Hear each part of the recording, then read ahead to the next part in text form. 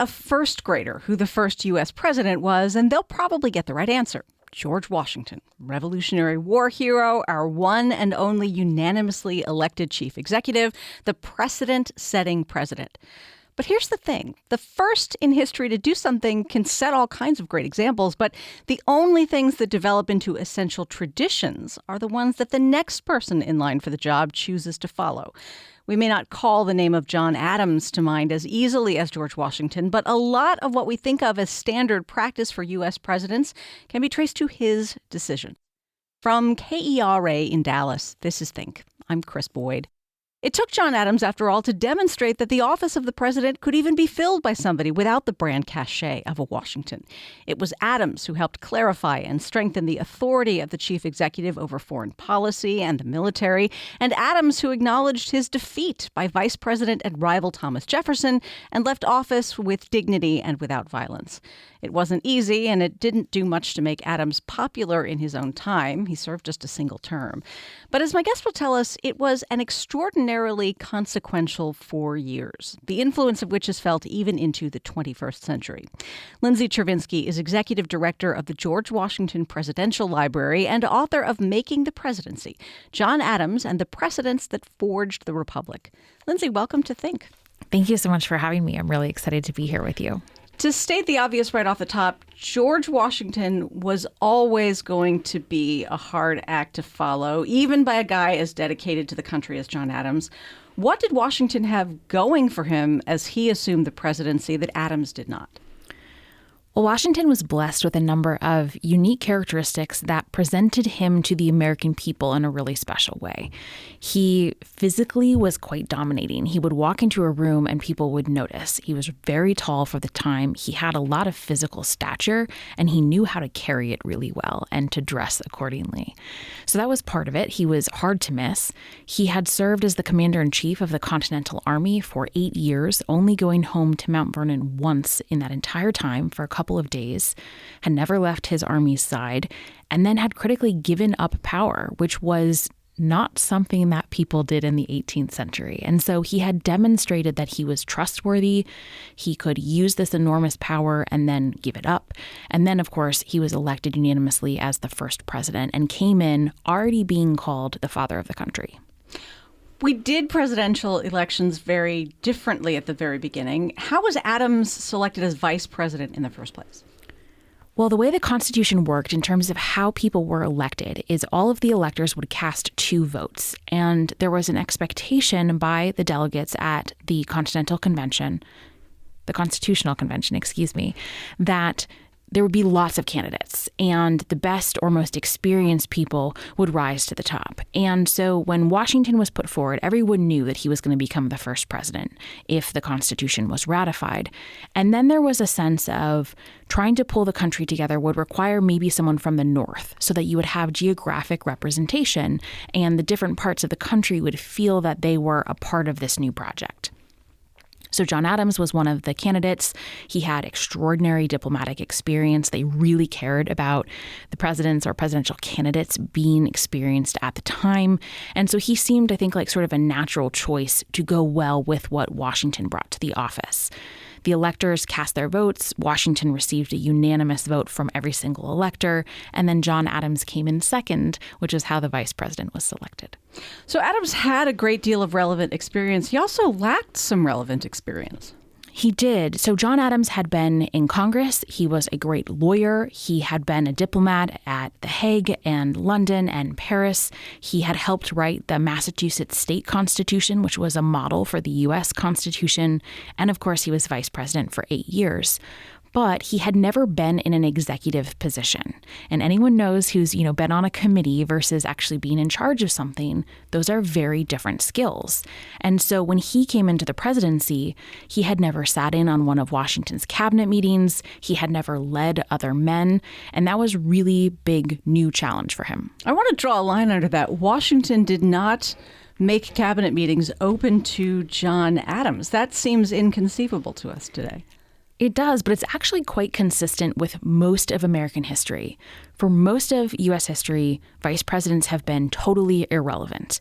And John Adams actually described the office as the most insignificant office ever designed by man. It's actually not the worst thing that vice presidents have said about the office. So he was actually minding his P's and Q's there. But the vice president doesn't have any constitutional responsibilities other than to have a pulse and to cast tie-breaking votes in the Senate. And so when Washington was putting together his cabinet, he picked advisors that he wanted to hear from.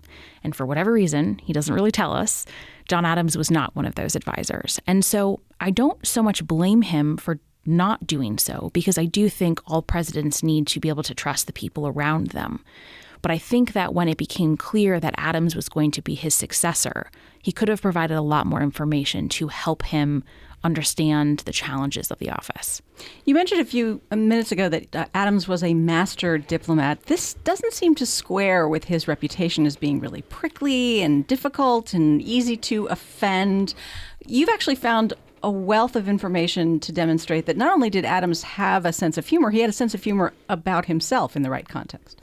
Absolutely. I think this is one of the things that I actually like best about him is he was so aware of his own flaws and could be quite self-deprecating about them and have a sense of humor about where he fell short. To be sure, his time in France was not always very successful because something about his personality and his work ethic, he really came from like good Puritan stock and valued hard work and industry and frugality. And France was an anathema to him. He just did not understand what they were doing or French culture. They wanted a Jefferson. They wanted a Jefferson or a Franklin who really loved to have a good time, who understood that parties were an essential part of the French diplomatic process. And Adams wanted to know why they didn't get out of bed until noon and actually go to work. But when John Adams went to The Hague, the Dutch people loved him, and even the British people really understood him. So when he was in London, he had a much better time as a diplomat. I also think our sense of him as this prickly, difficult person comes from the accounts that were written by Alexander Hamilton and Thomas Jefferson at the same time, often when they were competing against Adams as political opponents. And we know from our experience with politics today that sometimes we don't always say the nicest or most accurate things about our political opponents. And I think that was true back then as well.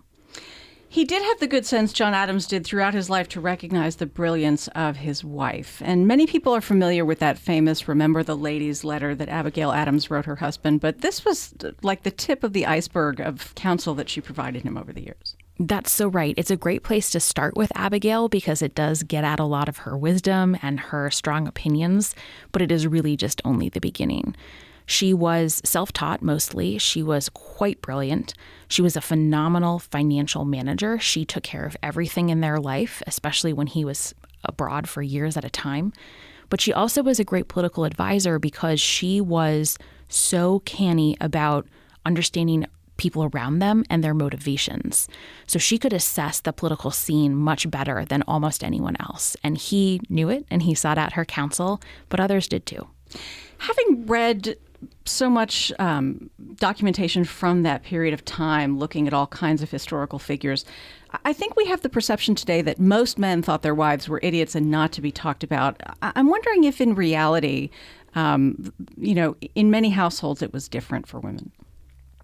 I think it really does depend on the relationship because I think most men probably valued their wives, but not necessarily as intellectual or political equals.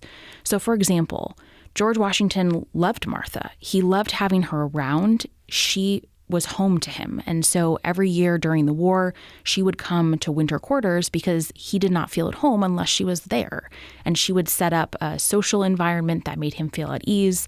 So there's no doubt that they talked together about their plantation, about their family, about home life. But there's also no evidence that he talked to her about politics or anything that we would consider to be super intellectual.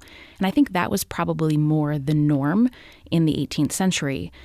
Partly because a lot of women did not have the same access to education that men did. Most women were taught reading, writing, and arithmetic so that they could be good housewives and could take care of the home and the children. But they were not given opportunities to read Latin or to read Shakespeare or read these other things that men would talk about in public spaces. Abigail is unusual because she sought out those materials, and John is unusual because he valued that in her. What sort of notice did George Washington give John Adams that he was finished at the conclusion of his second term? In the spring of 1796, rumors started to circulate a little bit that Washington was planning to retire after the end of his term. And that made sense because rumors had started to circulate about that after the first term, and he had ended up staying on for 4 more years. In the spring, they did have a dinner. There was a public gathering, and then afterwards, John Adams stayed. And Washington had a deep conversation with him about foreign policy. It was actually the first time in 8 years that they had had a nuanced, thoughtful conversation. And Adams was surprised by how much they agreed about substantive matters. And in that conversation, Washington dropped several hints that he was planning to be done at that time. But it wasn't until September of 1796 that Washington actually made that proclamation publicly. And he did not give any notice to Adams that that proclamation was coming, whereas he did give notice to the Chief Justice of the United States and to the cabinet secretaries. Another big difference in the way we do presidential elections now as compared with the beginning is that early on, people who wanted the job didn't openly campaign for it. It was seen as untoward. Yes, that's right. So they were expected to stay at home, to not say anything publicly, to not go to events, to not do, TV or radio, not that they had those things. And their supporters instead were supposed to do all of the work. They were supposed to write the articles and pass around the pamphlets and engage in the public letter writing campaigns that really did form the center of political activity in the 18th century. And in 1796, both John Adams and Thomas Jefferson adhered to that quite strictly. In fact, James Madison, who was Thomas Jefferson's closest ally, wasn't sure that Jefferson would even agree to run for president, and so he didn't write to him for 4 months on the off chance that Jefferson would say no. So he just avoided him and did this whole campaign on his behalf, which I think is pretty funny. So how actively did Adams pursue the job behind the scenes in a retiring manner? Not really at all. I mean, he wanted it, but he didn't want it. He wanted to not be an ambitious person. He wanted to be content being a farmer. He liked to write about his carrot beds, but he also was deeply ambitious, and he saw the election as a confirmation of the American people's esteem for him and respect for his service. And so he really saw it not so much because he wanted power, but because of what it meant for his role in the American imagination. But he didn't do anything to get it. He stayed behind the scenes. He did not say anything publicly. It's poignant to think about a figure like John Adams as being sort of hungry for approbation. I think this is one of the things that's so relatable about him is that he understands that this concept of ambition is in some ways, he saw it as a sin and he saw it as a weakness. And so he wanted to combat it. He wanted to be well-liked. He wanted to be celebrated like Washington was. And he was a little bit bitter that his diplomatic service didn't receive the same sort of acclaim as Washington's military service. But he also didn't want those things. And that internal battle, I think, is so relatable to a lot of people who sometimes feel pulled in different directions and is one of the things that makes him very human. Did Abigail want him to be president? No. Abigail was very interested in politics, but would have been very content to read about it from afar. She loved to be home. She loved to be surrounded by her family. She hated seeing him criticized, and she knew that politics was becoming increasingly nasty. And the longer he stayed in office, the more criticism he would receive. So when we're doing a little bit of a spoiler alert here, when he lost his re-election campaign in 1800, she was so relieved. Lindsay, Washington famously warned about all the ways political parties could ruin the country. But by the time Adams, his successor, was taking the oath of office, they were a significant force. Now, in Adams' time, you had the Federalists and the Democratic Republicans, often just referred to as the Republicans. We'll note that neither party maps perfectly onto the ones we have today. But back then, what were the issues that broadly divided these two parties? The two parties really had different visions for what the future of the nation would be. So the Federalists generally wanted to be closer to Great Britain. Britain was the largest trade partner for the United States at the time. They wanted to have a stronger central government that invested in supporting trade and 18th century infrastructure. They tended to get their support from New England and the urban spaces. The Democratic Republicans, or just the Republicans, they were a little bit more ideologically aligned with France. They were very distrusting of Britain. They generally got their support among farmers and the working classes in the South and in the Western regions. So they wanted a smaller central government that kind of got out of the way of the farmers. And they understood that a little bit of trade was important for those farms, but they didn't want it to be a central focus of the government. So broadly speaking, Federalists hailed from New England and the Mid-Atlantic, and the South, southern states was largely controlled by the Democratic Republicans. Adams is a Massachusetts guy. He was a Federalist. But even back then, party unity was like a distant dream, right? That's so true. And I think part of it is because at least the Federalists were quite weak as a party. And when you have a weak party infrastructure, it cannot protect diversity of opinion. It cannot protect more moderate voices from the more extreme voices attacking the same people in their own party. And so very early on in Adams' administration, he realized that the divisions in the Federalist Party were going to become quite extreme over issues like a potential war with France, the size and strength and management of the U.S. Army, and domestic policy as well in terms of how they responded to Republican opposition. And Adams was definitely in the more moderate wing. He considered himself to actually be above party, and he did not consider himself to be a party man, which one of his main opponents, Alexander Hamilton, agreed with and felt he was too independent and he would not toe the party line, which is one of his biggest frustrations with Adams. If Adams was on the more moderate side of the Federalist Party, how did that shape his foreign policy? Adams believed very strongly that Americans did need to engage in the world through trade and intellectual exchange. But he did not want to pursue war with either Britain or France because he understood that war could be fatal. War, you never know what is going to happen, especially if you're a new nation and you're fighting against the biggest army in the world. And so he really pursued diplomacy because he wanted peace with honor, but he wanted to avoid the potential catastrophic outcomes of war. And the more extreme Federalists opposed this diplomacy because they actually thought war would be really helpful to their political interests and the development of the army, which they were basically using as a spoils system. So just to clarify here, I mean, Americans today may assume that Americans back then assumed that our victory in the Revolutionary War meant our sovereignty as a nation was settled. The great powers of Europe didn't necessarily feel that way at the time. That is so right. They really still saw the United States kind of as a pawn to move around in their conflict. France and Great Britain had been at war with one another off and on for centuries and would continue that for a bit. And the United States was really just a piece of leverage that they tried to use against one another, whether it was through trade or as an ally or as a place to gain resources.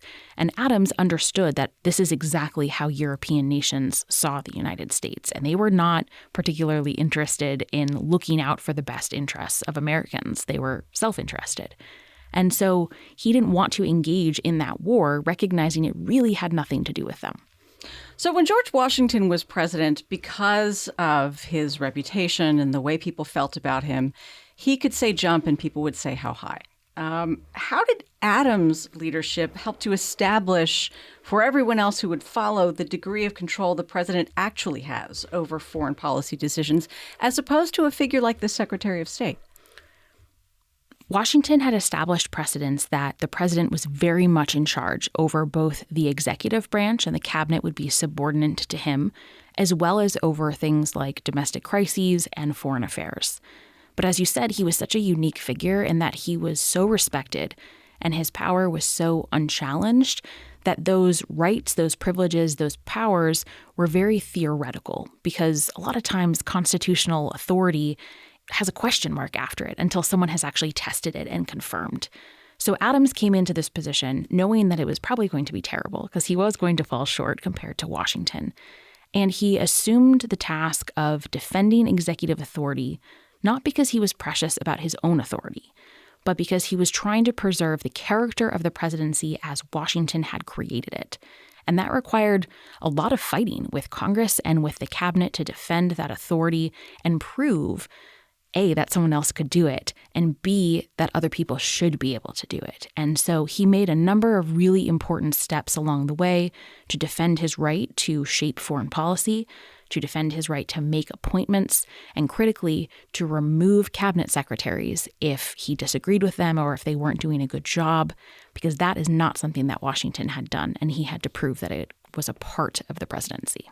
Yeah, how did Adams figure out the delicate matter of letting people go who had been part of the Washington administration without having this be perceived as some kind of criticism of Washington himself?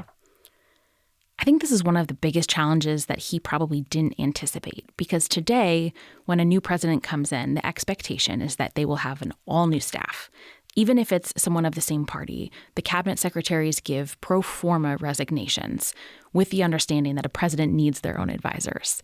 That was not the established expectation in 1797, and so Adams retained Washington's cabinet, thinking that it might provide some institutional stability at a time when the American people were very nervous about this transition, also believing that Washington would have told him if the secretaries weren't any good. And lastly, recognizing that these positions could be really hard to fill, and if Washington had trouble, he might too. So he actually kept all of the secretaries in place, and he didn't make any changes until the spring of 1800, so several years into his administration. He got into a disagreement with James McHenry, who was the Secretary of War at the time, and when it was very clear that he thought poorly of McHenry's tenure as Secretary of War, McHenry offered his resignation, which Adams accepted. And resigning was the gentleman's way out. There was nothing cowardly or dishonorable about resignation. So then John Adams turned to the Secretary of State, Timothy Pickering, who was by far the most powerful of the cabinet members. The position was the most prestigious.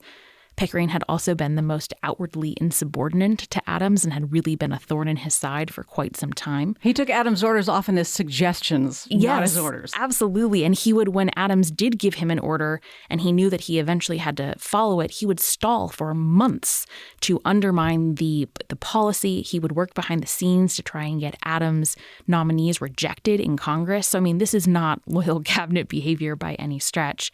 And if that happened in the modern time, president would fire them immediately.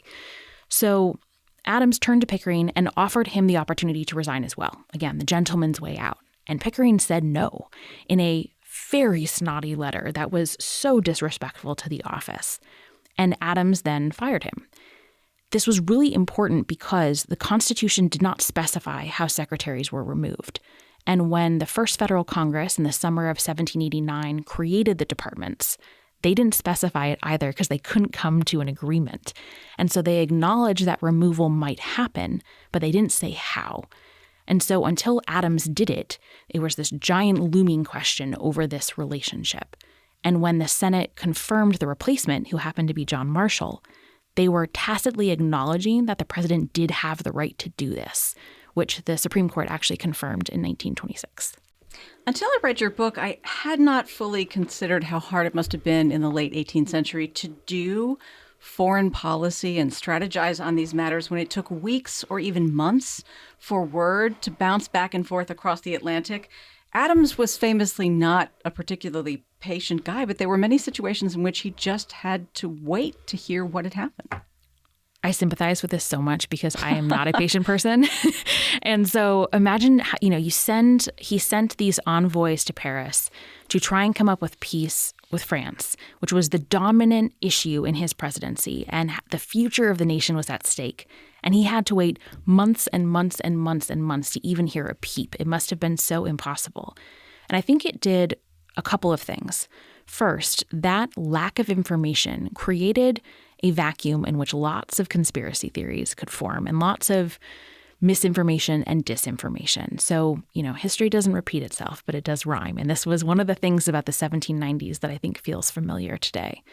The second thing is it meant that the diplomats had extraordinary agency over how foreign policy and diplomacy actually evolved, because they couldn't pick up the phone and ask for an update.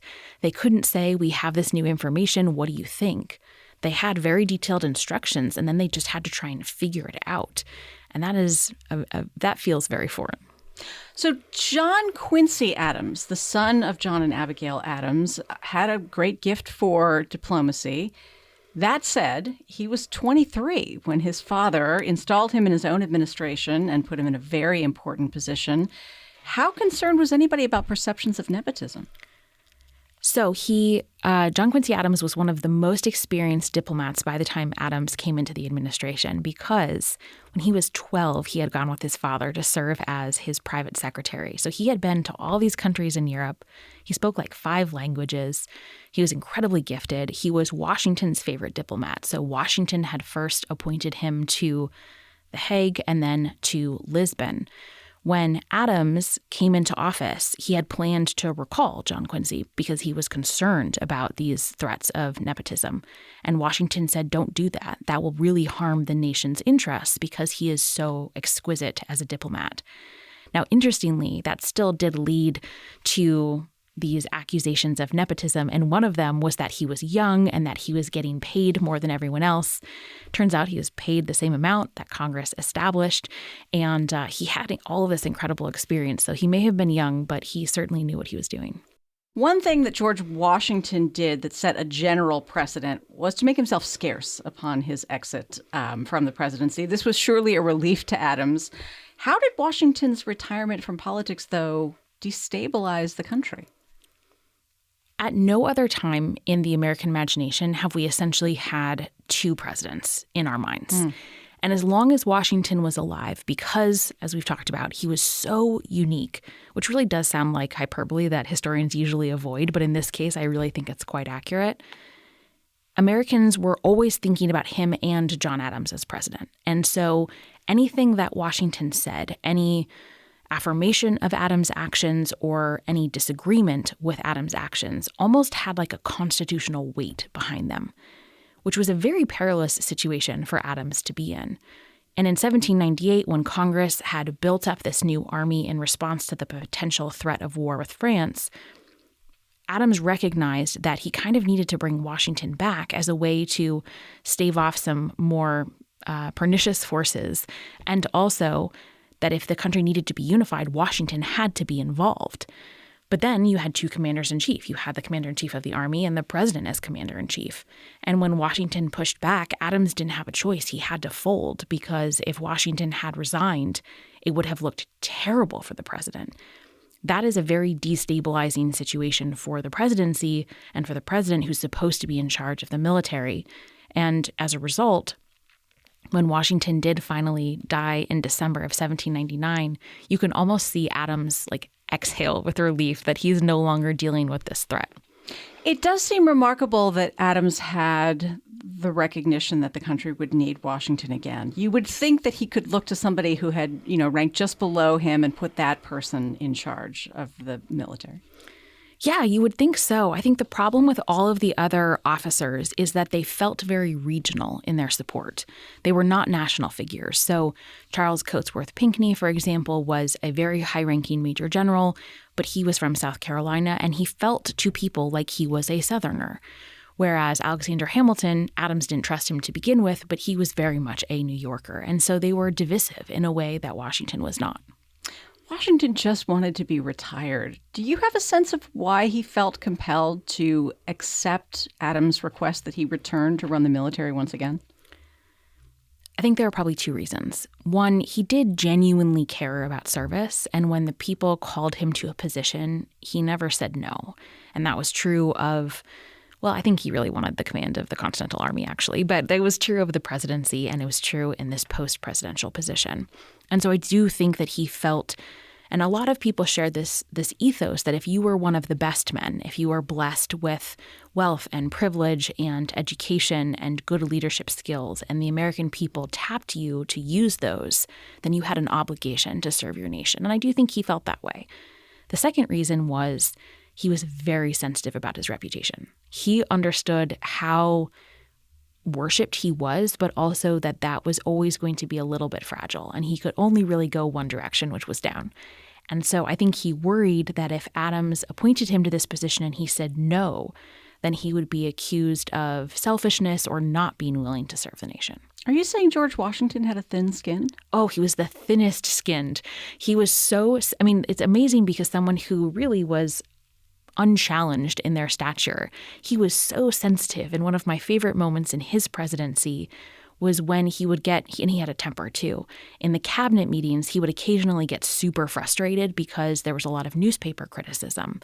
And some of the newspapers really tried to, kind of like get under his skin, and they would deliver several copies of the newspaper to the president's house every day, even though he was not a subscriber, just so that he would see the criticism, and he would rail about this in the cabinet meetings. And so it's a really good reminder that for the marble bust vision we have of him, he was also very human. And presidents have never cared for media coverage. No, I don't think that any president has ever really liked how the media has portrayed them.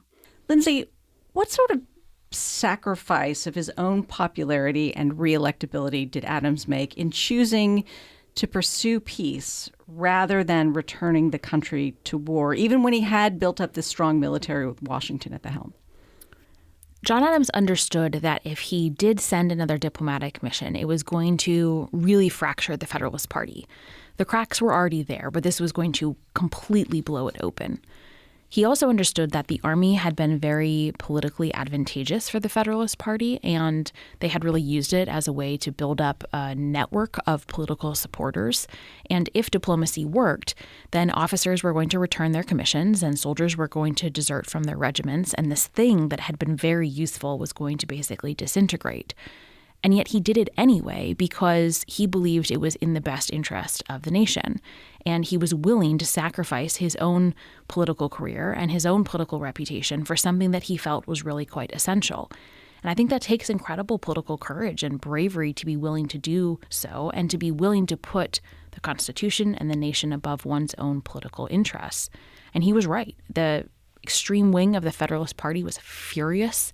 After he sent this peace commission, they started referring to him as an evil that had to be endured, which is really strong language from a president of your own party. And they talked about this irreparable split in the party that had come from this peace commission. And while I don't know that it was the only reason that he was defeated in 1800, it certainly led to what we would consider to be an enthusiasm problem for Federalist voters. We should talk about the Alien and Sedition Acts, which were not proud moments in American history. First of all, for folks who had their last American history class more than a few years ago, can you remind us of what these were? So the Alien and Sedition Acts were actually 4 bills. There was a naturalization bill that made it much harder for immigrants to become citizens because immigrants tended to vote for Republicans. There was a sedition bill that made it illegal to criticize or to encourage opposition to the president and to Congress, notably leaving the vice president, who was Thomas Jefferson, out of that bill. And then there were 2 Alien Acts, and one was bipartisan, was a totally standard defensive measure, and it said that in times of declared war, the president can start to pursue deportations of foreign nationals with all due process. We've had a bill like that on the books ever since, and in war times, with appropriate due process, it has been used. The next alien bill basically said that the president can deport whoever he wants without due process. John Adams did not ask for any of these bills. He did not encourage support. He did not whip votes, but he did sign them. Now, critically, the one that gave him all of the power to deport people, he never used because he felt it was an inappropriate grant of power to the executive branch, and due process was quite essential. However, Timothy Pickering was in charge of overseeing and he was the Secretary of State in charge of overseeing the sedition prosecutions, and he did so with gusto. And Adams signed off on some of them and was excited about some of them because they had been quite critical of him. I think the other piece of context that's really important is there was a good faith basis for concern about the use of speech to invoke violence at the time. There were not the same sort of limitations that we see in our jurisprudence on First Amendment rights, like you are not allowed to shout fire in a crowded theater, or your speech that intentionally invokes violence is not protected by the First Amendment. We recognize those limitations. Those did not exist at the time, and newspaper editors were calling for and successfully calling for violence. However, that good-based fear was used by the Federalists to create this bill to try and crush their political opposition, and it is absolutely a dark mark on the Adams administration. Adams' vice president, of course, was Thomas Jefferson from the other party. Jefferson was a Democratic Republican. There was already some tension between them, obviously, based on their affiliations and experiences. We should note Adams did not look back on his time being kept out of Washington's cabinet meetings and think, I'm going to turn this around. He basically froze Jefferson out in quite the same way. What use did Jefferson make of the time he was not spending in those cabinet meetings? Jefferson was probably one of the all-time worst vice presidents because he came perilously close to treason when he was in office. He really disagreed with most of Adams' policy positions, and critically, although if they had just stopped to talk about it, I think they would have realized that they actually had a lot more in common and they agreed about a lot more than they disagreed. But he really always thought the worst of Adams and thought that Adams was controlled by his much more extreme cabinet. And so shortly into the Adams administration, when Adams was pursuing diplomacy with France and trying to find a peaceful solution to this conflict, Jefferson met with the French minister and said, don't sign anything with Adams. I will be in office in 3 years and I will give you a better deal. I'm obviously using my language, but nonetheless, that was an extraordinary thing for a vice president to do for his own administration. He also, a couple of years later, helped pen the Kentucky and Virginia resolutions, which introduced the concept of null and void, or nullification, into the political discourse, which, of course, many decades later did lead to secession and the Civil War. So Jefferson was really just biding his time to take over. He was. And in 1796, he did not want to be president because he understood that whoever came after Washington was going to have a terrible time. But by 1800, he really wanted to be president, and he went for it. So we think we know about close and contested elections, but I'd venture to say most of us don't remember very much about the contest between Jefferson and Adams for that presidential term that started in 1801. What sort of, let's call it consternation, bubbled up there? So for those of you who haven't read about this election in a while, Thomas Jefferson and Aaron Burr, who were the two Republican candidates, tied in the Electoral College with 73 votes apiece, which meant that under the terms of the Constitution, the election was thrown to the House of Representatives, where each state would have one vote. They basically realized it was going to be a tie on December 3rd, 1800, and Congress was not gathering to certify those votes until February 11th. In those 2 months, the Federalists came up with all sorts of plans to try and either put Burr into the presidency because he might be more malleable and work with them a little bit more, or to try and delay the outcome so they could convene another election or appoint a temporary president that could then campaign as the incumbent. And in response, the Republicans had militias ready on the state border of Pennsylvania and Virginia, ready to march into the city if the Federalists did try and put another president in place. A mob gathered in the city and gathered outside of the under construction Capitol building and threatened to kill anyone that was put into the presidency other than Jefferson. The French minister at the time, who was in Washington, D.C., said that there were 100,000 people outside the Capitol. Now, 100,000 people did not fit in Washington, D.C. in 1800, but it does demonstrate the severity of the moment and how worried he was about this outcome. When the voting started on February 11th, it took them 36 ballots to finally decide on Thomas Jefferson. And by the time that 36th ballot was actually cast, it was only 2.5 weeks until the inauguration. And I think for those of us who, we know what happened. And so we know that it was peaceful. We know that there was this transition. But they didn't know that. And had it gone another 2.5 weeks and March 4th had arrived, I genuinely don't know what would have happened, if the militias would have marched on the city and if the Constitution would have survived. And so the threat of the moment was both tangible and real in terms of violence, but also to the ultimate survival of the Constitution. So John Adams was long out of the running by this point, and surely not thrilled with the result in either case. What did he do to provide stability to a country that wasn't quite sure yet whether it would be Burr or Jefferson in the top spot? So he did two really important things. First, he exercised enormous restraint. And this is not something we typically celebrate in our politicians and our presidents, but it is so important, especially in moments of constitutional crisis. So he read the Constitution. He realized that the president had no role in this process. And so he refused to create one for himself, which would have been a further destabilizing factor.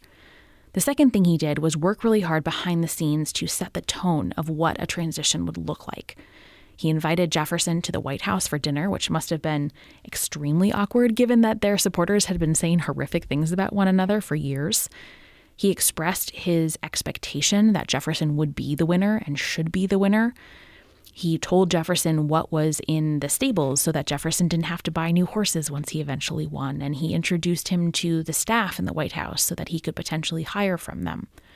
He also, once Jefferson did actually win, instructed his cabinet to work closely with Jefferson to provide all important information, basically what we would think of as briefings today, long before any of that was mandated by statute. And then he went home. He lost and he went home, and that was a radical thing to do. So his behavior basically from December 3rd, when it was clear that he had lost, all the way to March 4th, was an attempt to lower the temperature and to ensure that the character of the transition would be a model for those to follow. So you mentioned, Lindsay, that Adams went home. He did not attend Jefferson's inauguration, as Washington had not attended his. This wasn't a display of petulance, though, right? This just didn't become a thing until decades later.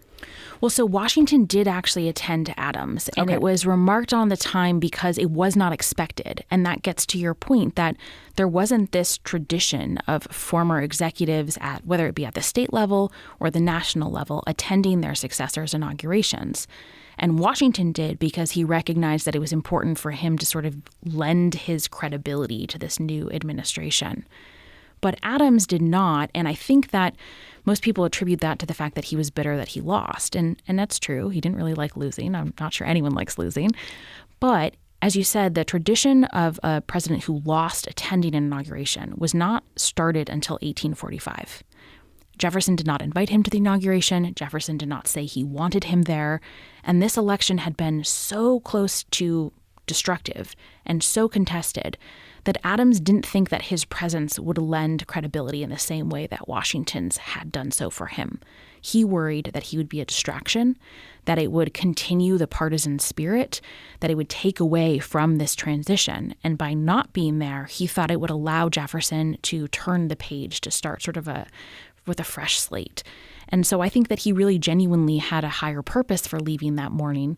And he demonstrated that by leaving in a public carriage. He came in a private coach and he left in this public carriage, demonstrating that he was just an average citizen, just like everyone else, despite the fact that he was a former president.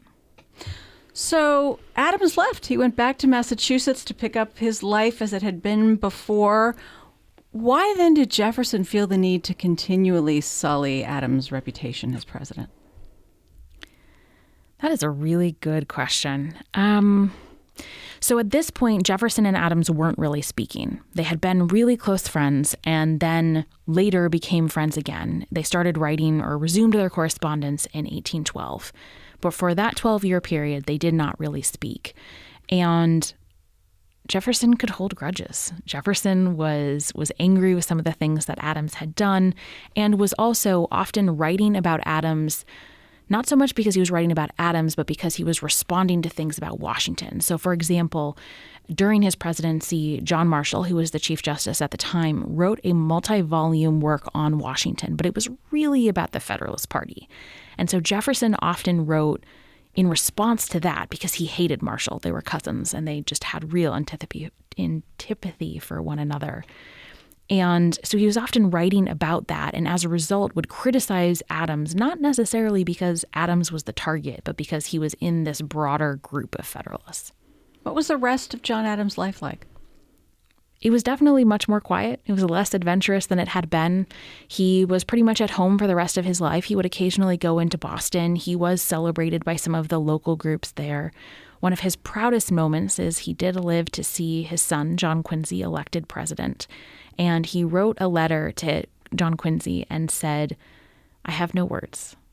And John Adams almost never had no words. So you can tell that he was so moved by this moment. Was John Quincy Adams as good a president as he was a diplomat?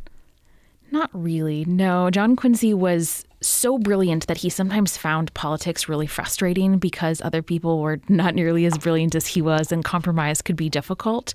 However, I will say both John Adams and John Quincy had extraordinary long-term vision. So John Quincy had really put forth a proposal for infrastructure and railroad and canal development, which was actually picked up by Andrew Jackson. He also left the nation in a stronger position on foreign policy than when he came into the office. And the two Adamses were only a couple of presidents that can actually say that. Lindsay Chervinsky is executive director of the George Washington Presidential Library and author of the book Making the Presidency, John Adams and the Precedents That Forged the Republic. Lindsay, thank you so much for making time to talk. Oh, thank you so much for having me. This was so fun. Think is distributed by PRX, the Public Radio Exchange. Again, I'm Chris Boyd. Thanks for listening. Have a great day.